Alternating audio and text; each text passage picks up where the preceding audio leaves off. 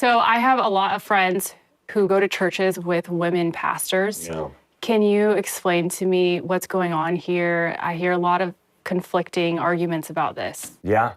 Unfortunately, they're not obeying the scripture because First Timothy chapter 2, 12 through 14 explicitly states that women cannot be pastors. It says, I do not permit a woman to have authority or teach over a man.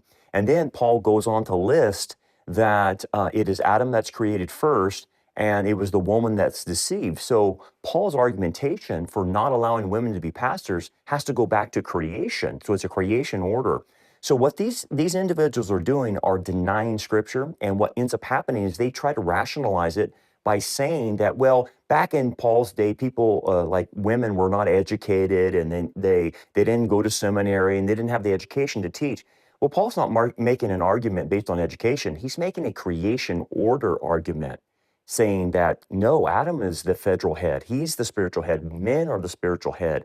And it was Eve that was deceived. So what is it that Paul is saying that makes women more susceptible to being deceived? And I think it's this. God created women to be the more nurturing aspect of humanity, which makes them the more emotional, which makes them more susceptible to deception. And that's why he says a woman cannot be a pastor. Okay. Do you think this comes down to an obedience issue and women having a pride issue and wanting to step up? What are they battling with? I think when women ignore First Timothy and they read it plainly in chapter 2 when it says, I forbid a woman to teach or have authority over man, the woman is fighting inside of her the internal desire to have headship, which goes all the way back to the Garden of Eden, where God said her desire will be for her husband, which means she will want to be the master of the relationship.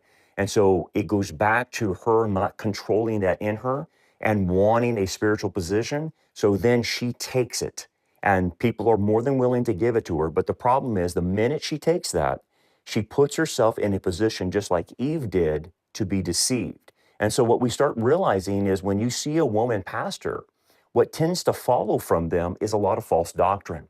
I really cannot name any woman that's on the public stage that's a female senior pastor that's not involved in false doctrine. Whether that's Joyce Myers, Marilyn Hickey, or Beth Moore, or any of these ladies that have taken the role of senior pastor, they all tend to drift into false theology. So that's the warning from Scripture.